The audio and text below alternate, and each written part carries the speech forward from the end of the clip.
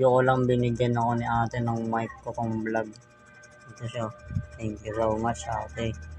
I-review natin siya kung malakas ba o maganda yung quality nitong pang vlog ng mic. Ito siya.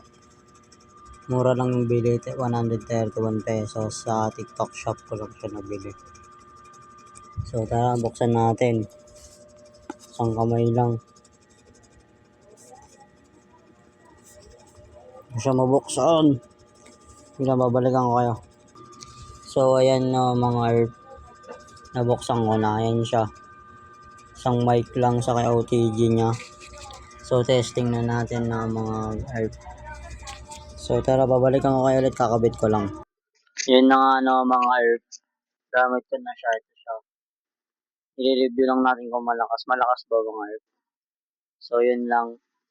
Don't forget, follow and share. Bye!